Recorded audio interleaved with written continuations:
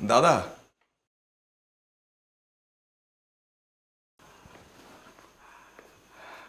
একটা সুখবর আছে। আরে তুমি মানেই তো সুখবর ভায়া। আমি জানি এরপর থেকে আমার সংসারে সুখবর শুধু আসতেই থাকবে, আসতেই থাকবে।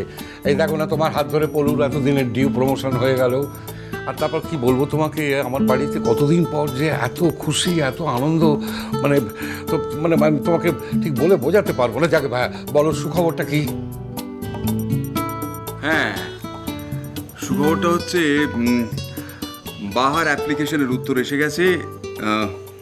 ওখানে ওর হয়ে গেছে।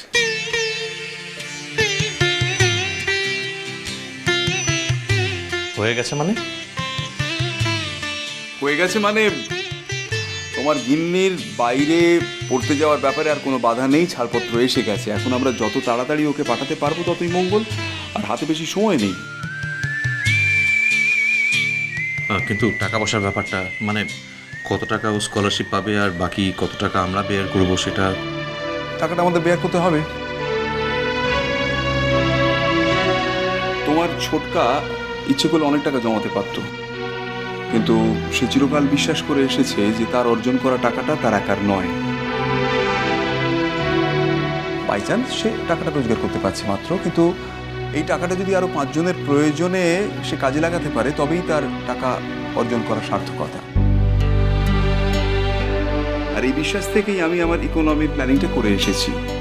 বাহার বাইরে পড়তে যাবার ব্যাপারে যদি তোমরা আমার সহায়তা নাও, তাহলে তোমরা কিন্তু আসলে আমাকেই ধন্য করবে। হ্যাঁ, আমি জানবো আমার অর্জন করা টাকাটার একটা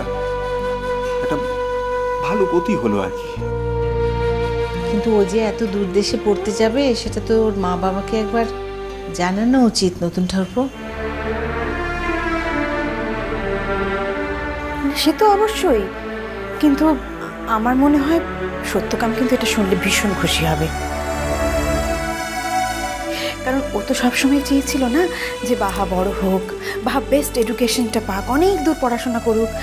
আমার মনে হয় সত্যকাম রাজি হলে ওর মা খুব একটা আপত্তি করবে না। স্বাগতি, তাহলে তো ওদের একটা খবর দেওয়ার ব্যবস্থা করতে হয়। আমার মাথায় একটা দারুণ প্ল্যান এসছে মেজ। কেমন? আবার কি প্ল্যান? আমি ভাবছিলাম যে ভাইয়া আর বাহার বিবাহ বার্ষিকীর দিন ওই পলাশমণি সবাইকে ডাকবো।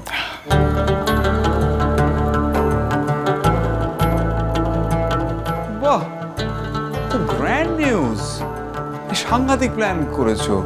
হ্যাঁ হ্যাঁ, তাহলে ওদের নিয়ে নাচে গানে এবারে বাহার উঠছির বিবাহ বার্ষিকী এবারে হুল্লোড়ে মাখিয়ে দেওয়া যাবে।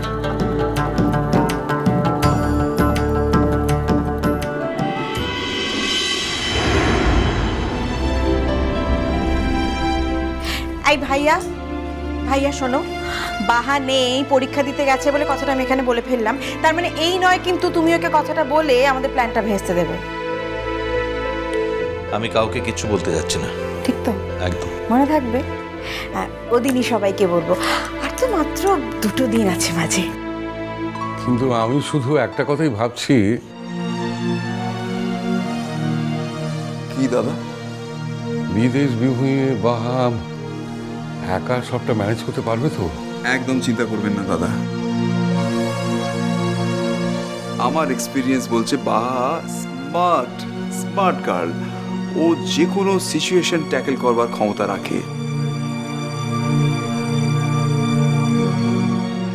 বিদেশে ও ঠিক সমস্ত বাধা অতিক্রম করে পড়াশুনো শেষ করে দেশে ফিরে আসবে। আর যখন ফিরে আসবে, আই বিলিভ যে ও আরো ব্রিলিয়ান্ট হবে, আরো শার্প হবে।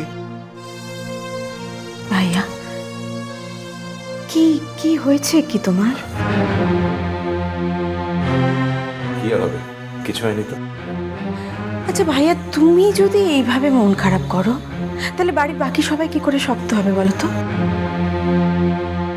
আর বাহাই বা কি করে মনটা শক্ত করে বাইরে পড়তে যাবে? আসলে যতই বড় বড় কথা বলুক না কেন, বাহা তো আসলে একটা বাচ্চা মেয়ে, সাজবাতিদি। এতদিন ধরে বাড়ির অন্যান্য বাচ্চাদের মতো আমি তাকে শাসন করেছি, কখনো প্রশ্রয় দিয়েছি। আর বাহা চলে গেলে তো এই বাড়িটা একদম ফাঁকা হয়ে যাবে। যতদিন ধরে বাহা ছিল ততদিন ধরে আমার হাজার ব্যস্ততার মধ্যেও, হাজার কাজের মধ্যেও আমাকে সময় বার করতে হতো তার পড়াশোনা দেখার জন্য, তাকে গ্রুম করার জন্য।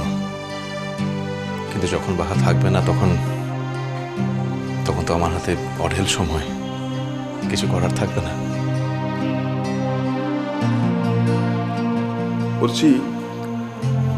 আমি বলছি যে তুমি তোমার মনের কথা খুলে বলো, কোনো হেজিটেট করো না, একেবারে মনের কথা খুলে বলো তুমি কি চাও।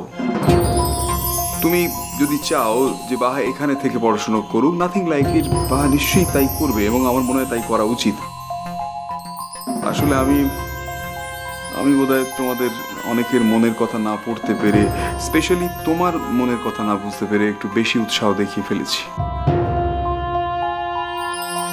না ডক্টর ঘোষ, না কি না? আমি আমার নিজের জন্য বাহাকে আটকে রাখবো না কখনোই। বাহা অনেক বড় আকাশে উড়বে বলে জন্মেছে, আমাদের মতো ছোট আকাশ তার জন্য নয়।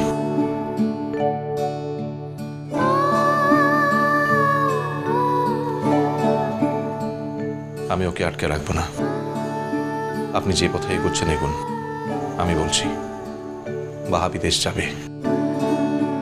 আরে উঠছি তো একদিন খুব শখ ছিল বিদেশে গিয়ে ফটোগ্রাফিটা আরো ভালো করে শিখবি, তা এখন সেটা করতে পারিস না? তখনকার কথা অন্য ছিল জেঠুমণি। সদ্য ইউনিভার্সিটি পাস আউট আমি। অনেকের মতো আমারও চোখে অনেক স্বপ্ন ছিল, অনেক শখ ছিল, তার মধ্যে একটা ফটোগ্রাফি। কিন্তু এখন তো জীবনে অনেক সময় পেরিয়ে এসেছি, জীবনের পথ বদলে গেছে অনেকটা। এখন আর এসব কথা নাই বা উঠলো। বলছি, আমি যতদূর তোমায় চিনেছি আমি বুঝতে পেরেছি যে তুমি বাহার সবচেয়ে বড় ওয়েল উইশার। তোমার মতো স্বামী পাওয়া তো যে কোনো মেয়ের পক্ষে ভাগ্যের। And I know বাহা সেই সৌভাগ্যের অধিকারিণী। তুমি চাও যে তোমার স্ত্রী অনেক বড় আকাশে উড়ুক। তোমার এই মনের কথাটা আমার কাছে গোপন নেই। ইনফ্যাক্ট তুমি বাহার জন্য একটা বড় আকাশ তৈরি করে দেবে। I believe it. আমি ঠিক বলিনি?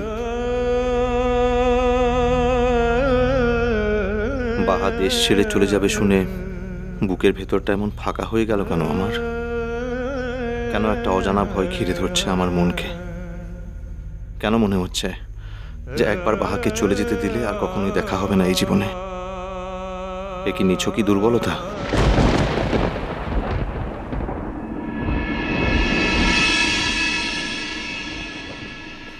ভাইয়া, ও অনেক দেরি হয়ে গেছে, আমি সময়ের খেয়ালই করিনি, আমাকে বেরোতে হবে। আসছি।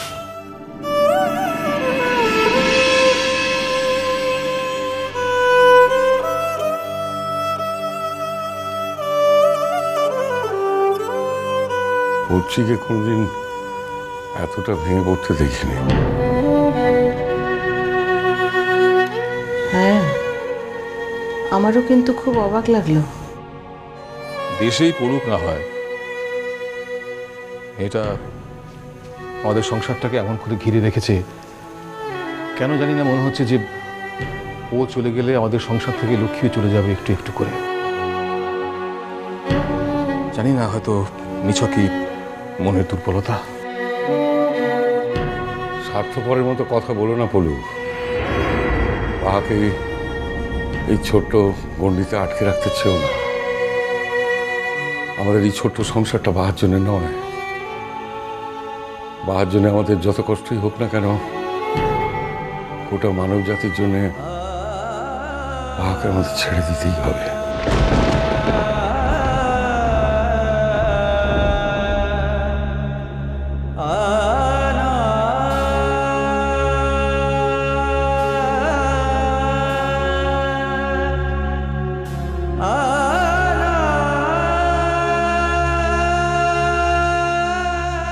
বাহা দেশ ছেড়ে বাইরে চলে যাচ্ছে, তাই আমরা সবাই ওকে ফেয়ারওয়েল জানাচ্ছি। তাতে তো আর তোমার অসুবিধা হওয়ার কোনো কথা নয়। মানে তুই আর বাহা তোরা জানবি এটা তোদের বিবাহ বার্ষিকী, এছাড়া বাদ বাকি বাইরে সবাই জানবে এটা বাহার বিদায় সংবাদ। এই বিদায় সংবর্ধনাটা কিসের কিসের জন্য বিদায় সংবর্ধনা বলা হচ্ছে এটাকে? তোমরা কি মনে করো বাহা যে যাচ্ছে আর কখনো ফিরবে না? তোমরা কি মনে মনে এটাই বিশ্বাস করো, নাকি মনে মনে তোমরা এটাই চাও?